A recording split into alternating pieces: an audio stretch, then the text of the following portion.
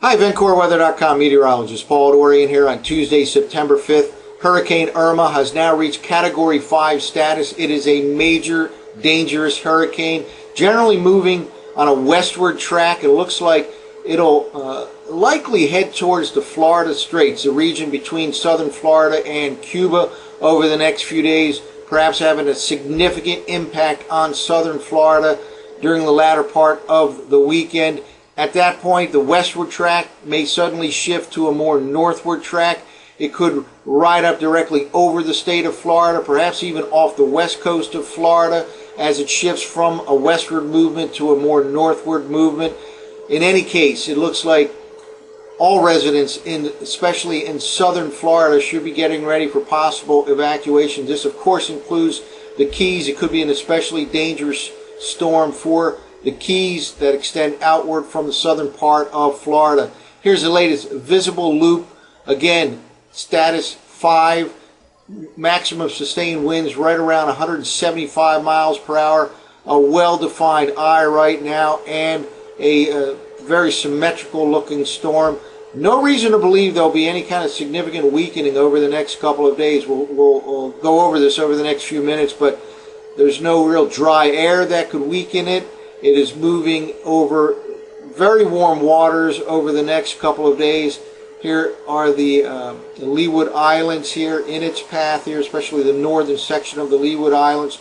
Puerto Rico, it may slide just to the north, sparing Puerto Rico with the worst possible impact here. And here's the island of Hispaniola with Dominican Republic over here and Haiti on the western side of that particular island. Again, continuing on a westward track, and it has now reached Category 5 status. Well, let's take a look at a couple of maps here to show why I don't believe there's any good chance for weakening over the next couple of days. It certainly can fluctuate between a Category 5 and a Category 4, but it looks like it'll remain as a major and a dangerous hurricane over the next couple of days. Here is Irma, a very well-defined eye and a symmetrical looking pattern here. The orange and yellows here represent Saharan air, dry air that can weaken a tropical system. It looks like all of that is already to the east of Irma, and there is no reason to believe that any of this dry air can weaken Irma over the next couple of days. So again, it may not maintain Category 5 status, but it could fluctuate between a 4 and 5 over the next couple of days. The main point here is very dangerous hurricane. Looks like it'll stay a dangerous hurricane as it heads towards likely the Florida Straits. Let's take a look at the sea surface temperature map. This is not the anomaly, this is the actual temperature of the sea surface. And again, right now Irma is in this region right here, generally 29 or 30 degrees. Looks like it'll continue to move, most likely on a track just to the north of Puerto Rico towards the Florida Straits. And notice sea surface temperatures around 30 degrees in this entire region. So certainly, at least over the next couple of days, it should not weaken due to colder water. If anything, it'll maintain its strength. And again, it could fluctuate between a Category 4 and a Category 5. But these last two maps suggest environmental conditions are favorable for maintaining its dangerous strength over the next couple of days. Well, here's the latest map from the Hurricane Center for the actual location of Irma. A couple things I want to point out. First of all, there is a system in the western Gulf of Mexico and another system trailing Irma. We may have to deal with that eventually, but this video discussion will focus on Irma. And one thing I want to point out here, this is the 20-degree latitude line right in this region right here. And the 60-degree longitude line extends upward right in this region right here. One of the things we learned at Penn State many, many years ago was if the tropical system reaches this coordinate of 20 degrees latitude and 60 degrees west longitude, and if it is south of there, Florida is certainly in play. If it's north of there, Florida is likely to be spared. This system will certainly be south of that magical coordinate of 20 degrees north latitude and 60 degrees west longitude. Again, sliding south of that particular coordinate. It's a good rule of thumb. Doesn't happen all the time, but Florida is in play, and it certainly appears to be the case this time. Again, likely headed in this region right here between northern Cuba and southern Florida, the Florida Straits. Everyone in the southern half of Florida should be on guard, getting ready to potential evacuations later in the week. Probably evacuations should take place on Friday or before. Some effects will begin early in the weekend, but especially by late Saturday and Sunday, this whole area could have a significant impact. Again, anyone in the Keys should be making plans right now for potential evacuation. Here's the official track by the National Hurricane Center. We'll look over the next few minutes over reasons why I believe this is a very good forecast. Again, at this point here, over the weekend, latter part of the weekend, is very likely to take a turn to the north. Now, whether that takes a turn right along the west coast or directly over Florida, or even still a possibility over the east coast, a little bit too early to say, but certainly the entire state of Florida has to maintain its guard for this particular system. Certainly the southern half of Florida could face some evacuations and the wrath of Major Hurricane Irma. Well, I want to take a look at the upper air pattern, the all-important pattern at 500 millibars. These are the height anomalies at 500 millibars in the GFS ensemble run from 6Z last night. First of all, we're out over the Atlantic Ocean here. This is the location of Irma right now. Notice this ridge as shows up here in orange in the central part of the Atlantic Ocean. That is helping to steer Irma right now on a westerly course.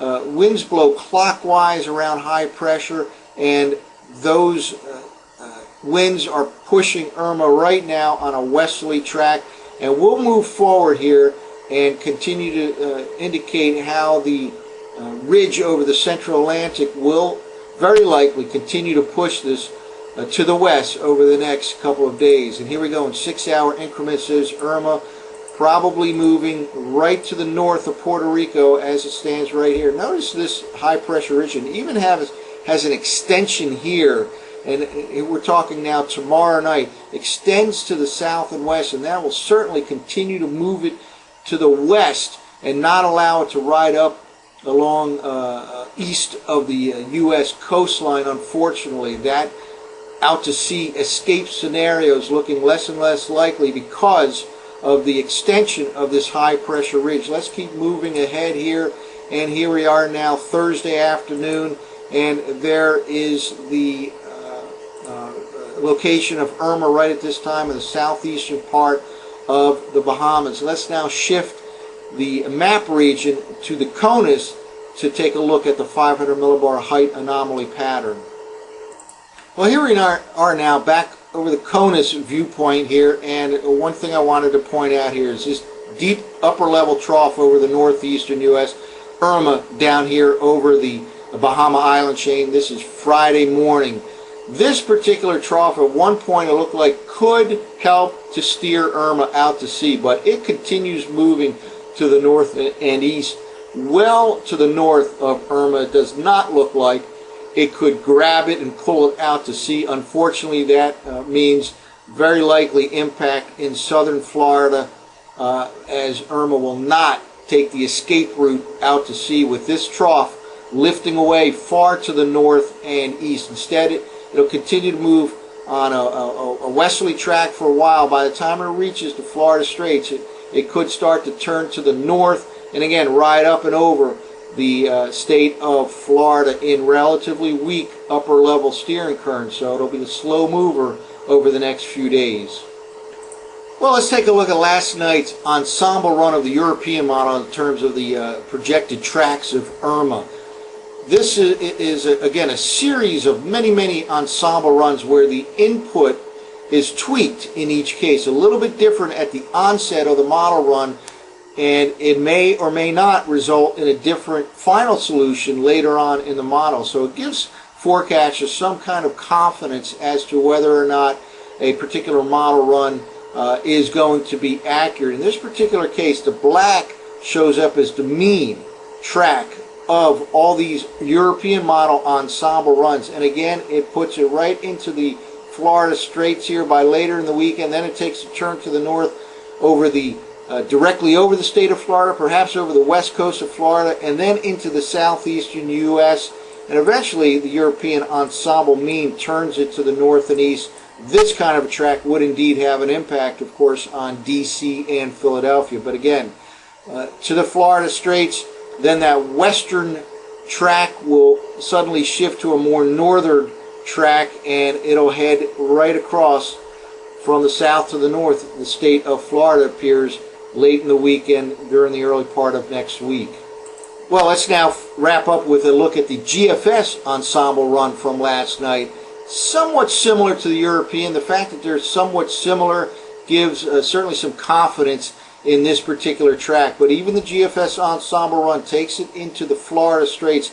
It then makes a shift to the north a little bit quicker than the European model. A little bit on the east side of Florida. I tend to favor the European model with more directly over the state, or perhaps even over the west coast of Florida, given the extension to the southwest of that mid-Atlantic strong upper level ridge. But again, GFS then turns it to the north, and that eventually turns to the north and east. That kind of a track would also have an impact eventually on DC and Philadelphia. So for the time being, southern Florida is definitely looking more and more like significant impact.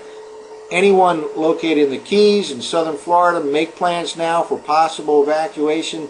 If that were to happen, if this would continue to move on a westward track, you probably want to evacuate Friday at the latest, as the storm conditions will start to appear early in the upcoming weekend. After it reaches southern Florida, it'll start to shift from a western track to a northern track and take it likely right into the southeast U.S. Stay tuned to VencoreWeather.com over the next few days as we will continually update Hurricane Irma. That's it for now. I'm meteorologist Paul Dorian.